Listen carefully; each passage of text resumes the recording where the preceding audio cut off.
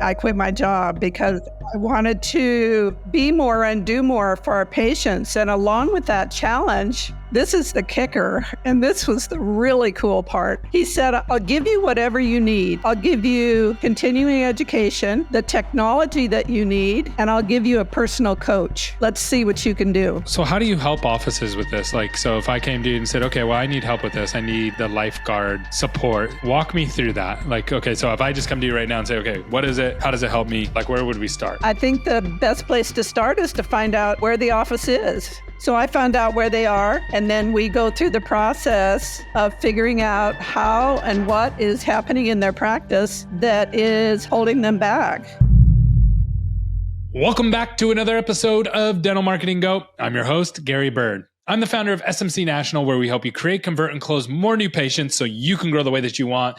But you know what? You can't grow if your patients are coming into your office and not getting the treatment that they need. And so often we blame insurance, or we blame our bosses, or we blame the circumstances around us of why our patients can't get the treatment that they so desperately need. And today I got a very special guest, Cris from the LifeGuard Approach, who used to be a hygienist in a dental office, has built her own scripting and ways to be able to get your team to extract that treatment and get your patients to understand what they need to do, when they need to do it, and even working around dental insurance. You're going to want to stay tuned for this one. I promise you'll learn a ton. Stay tuned. All right, Cris, we are live, and I must ask you, so what is the number one thing that you're seeing in the dental industry that's helping dental practices grow? I think it is shifting your perspective from repairing the damage to our patients to preparing them for health. And that, to me, is just from my own experience and my background. In 2001, I was burned out, quit my job, decided to position myself with someone new.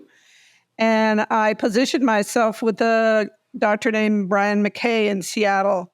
And in the first week that I worked for him, he challenged me, took me to lunch and said, I have a challenge for you. And he said, the only thing that I require from you as being an employee is that you continue to grow. And then the second thing is, I challenge you to create a wellness program.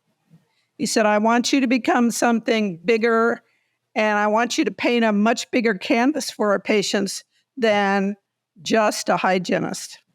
So 20 some years ago, I took off on that, and it has had amazing results and has provided huge growth for myself personally, for the practice, for our team members, and most importantly, for our patients. Because, growth is about how you want your patients to grow as well. And so that's what I did. So I love that. I love that kind of boss. That is very inspirational and definitely pushed you in the right direction. And probably maybe even saw something in you that maybe, did you see it in yourself at that time? Yes. That's why I quit my job, because I wanted to be more and do more for our patients. And along with that challenge, this is the kicker, and this was the really cool part. This was what really lit my fire. He said, I give you, now this isn't what he said, but it's what I heard. Do you know the difference? I follow. Yep. So I heard him say, I'll give you whatever you need. I'll give you continuing education, the technology that you need, and I'll give you a personal coach. Let's see what you can do. Wow. Yeah. So let's walk through that. Hey, Happy New Year. And thanks so much for listening to the podcast. I'm sorry to interrupt, but I got something really, really important to share with you that's going to bring massive impact to your practice. So every year, things change in your market. Every single year, people move, incomes change, populations change, and it's really important that you stay up to date with that. And one of the things that we offer to all of our customers, and we want to offer it to all of our listeners completely for free, is mapping out your new patients. So we're not going to only show you where your new patients are coming from on a map, just like this above, but we're also going to show you the income areas that they're coming from, the different pockets of income, as well as the populations to make sure that you have supporting areas to where you can attract more new patients. And lastly, we're going to map out all of your competition for you for free. This is 100% for free, no obligation. And we're really excited to share this with all of our listeners. So all you have to do is go to maps.smcnational.com, and it's first come, first serve. We're not going to offer this forever. So if you want to get this, get in now, get all your new patients mapped out for the new year. We're looking forward to talking to you soon. Thanks. So let's pretend that I'm a dental office. Let's say I have 5 dental practices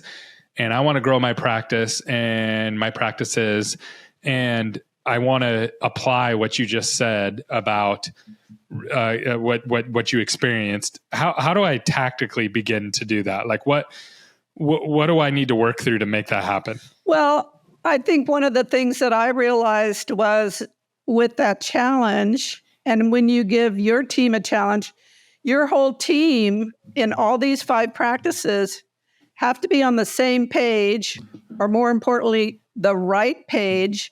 And what they have to realize is that they are internal marketers for each one of these practices. Now, one of the things that we had in Dr. McKay's practice is we had an internal marketing person that did all our external marketing. So she met with us every day with our huddles, and she was in the practice every year for 2 years. And so it was kind of an experiment, I think, that Dr. McKay did to see what he could do, because he was one of the first dentists that advertised, if you want to use that phrase. But I knew, because he had told me, that one of his big dreams was to have all his marketing come internally. So I decided, great, that's what I'm going to focus on, is how I can produce the kind of patients that become mavens for our practice, and they'll go out there and they will refer to us. And that, my dream was to have that biggest part, the biggest part of the marketing for the practice, and that's what he wanted as well. So I decided to step into a new pair of shoes as a hygienist. And I decided who I was going to be for my patients, because who I'm going to be drives what I'm going to do for them. So I stepped into the shoes of a lifeguard. And I decided I was going to guard and guide their health and wellness. And I was going to treat patients like they've never been treated before in a dental office. And I was going to give them something that they've never been given before. And what I mean by that, I was focused on finding out what they wanted for themselves. And instead of me just telling, in most dental offices, we just tell patients what we think they need. And so I developed my wellness program about asking quality questions of my patients. I came to find out that even 22 years ago, there was a huge mismatch between the science and our protocols of the day. What do you mean? What do you mean by that? Well, we were still focusing on calculus removal, and we were knowing even 20 some years ago that calculus isn't what causes periodontal disease or other oral systemic diseases. Nobody's died from a calculus infection.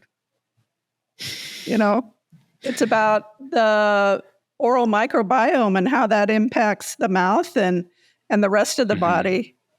So I became an architect of change, or I also called myself a positive deviant, because nobody was doing a wellness program back there.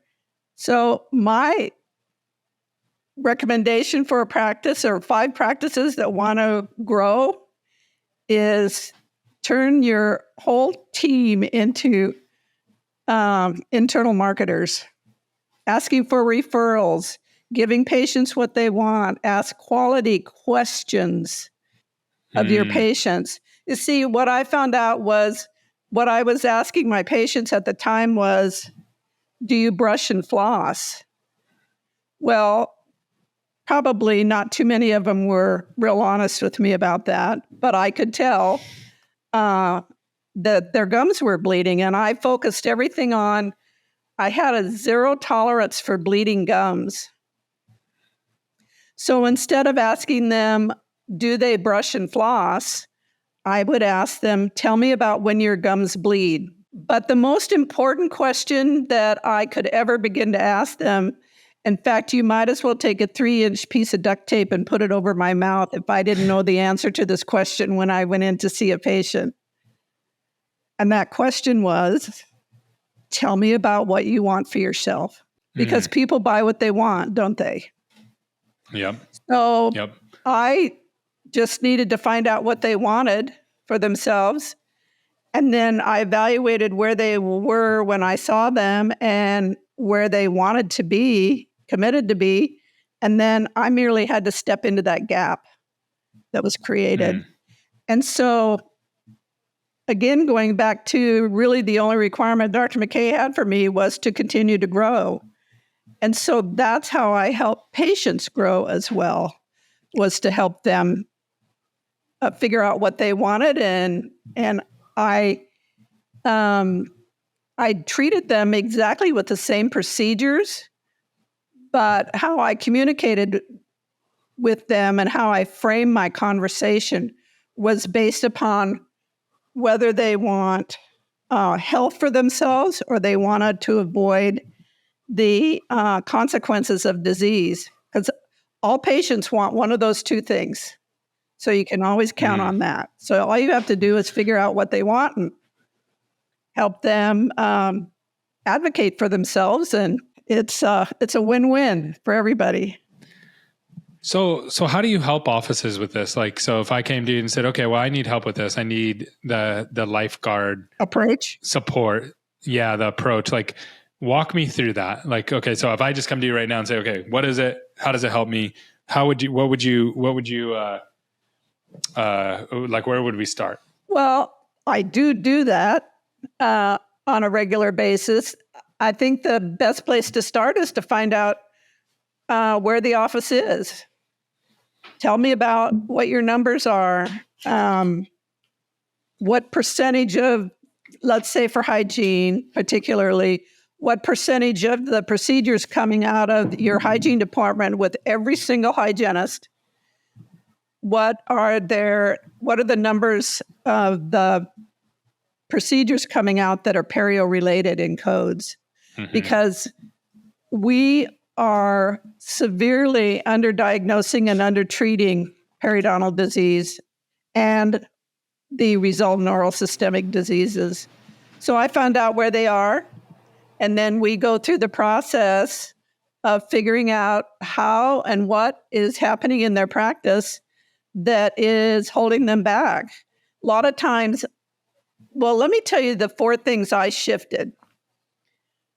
I found out that I was living under a lot of limiting beliefs. My boss won't let me do more. The insurance companies won't let me do more. My patient's dental IQ will never improve. And so I got rid of those, and I figure I can help anybody. I can help anybody get what they want. So then the next thing was I took the old information and protocols that were existing, because we now know that it's just how we're taking care of patients isn't good enough anymore. And so then I updated those protocols to be consistent with the science. And then I found out that I had very ineffective communication. I had scripts for everybody. What I did was personalize that according to what they wanted. So it sounded like, because you told me you will do anything I ask you to do to get healthy, here's what I'm going to recommend. And then the 4th thing was outdated technology. I was not taking advantage, and I love that halo effect that's created in our patients when we use technology that makes things easier, faster, more comfortable, that kind of stuff. So I took that ineffective message communication that I was telling you about, and I shifted that one to purposeful messaging. So I had a message, and I wanted to be personal, practical, and I wanted the message to be sticky, that they'd remember it when they left, so they'd tell the people that they love and care about their experience in our practice and with their hygienist. That's so awesome. That was part of. So that's what you help people implement now. So if a dental office comes to you now, you help them implement how to properly diagnose a lot of the things that are going missing. And then also, but more importantly, how to communicate against it. Because I think that is the biggest problem that I hear from people is like, well, the insurance doesn't let us, or, they don't, but that's not why the patients are coming to you. They're not coming to you because of their insurance. They're coming to you to get healthy, and they need the information. And if presented properly, they will make a lot of times they'll make the right decision for their overall health. Am I hearing you right? Yes. And particularly, we were a fee-for-service practice, and your team will make you or break you any day when it comes to their attitude towards having to ask for a payment, or if they're of the belief that, really people should only have to pay for what their insurance will not cover. Your team is the linchpin to you being successful. 100%. So I developed very different ways of communicating with patients, just like confirming patients. I would say to them, we will confirm your appointment any way you want us to. Whether you want just one phone call, whether you want 3 texts, whether you want everything that we have, we'll do whatever you ask in exchange for you keeping your appointment with us. We call that custom confirmation. Because I had a patient that had an appointment with me, and I couldn't confirm her. And previously, our policy, I hate that word, was that we would give them an opportunity to call us back and let us know if they were going to be at their appointment until about 4:00 the day before. And if we hadn't heard from them, we would give their appointment away. So I did that to one woman, and she showed up for her appointment. And we lost her as a patient over this because she said, when I make an appointment, I'll be there. And if I can't be there, I'll let you know far enough in advance. She said, I design bridges all around the world, and I was just getting home in time to be at my appointment. And so I wasn't able to confirm that appointment with you. So I gave it away. So that's what created this custom confirmation, as I called it in our practice, was I didn't want that to happen again. So I just asked him, tell me how you want your appointment confirmed. And if she'd had said, if I'd have done that beforehand, and she said, all I need is one text, that's what I would have done. I would have put it in, and it would be noted, and she would have gotten one text, and she'd have been there. So simple, right? What is the best way, Cris, for people to reach out to you? If they want to learn more about how you can help them, what's the best way to get in contact with you? You can contact me at Cris, which is CRIS, there's no H, Cris at LifeGuardApproach.com. Awesome. Thanks so much for coming on, Cris. This has been really good, and I'm excited for people to learn about what you're doing. Thanks so much.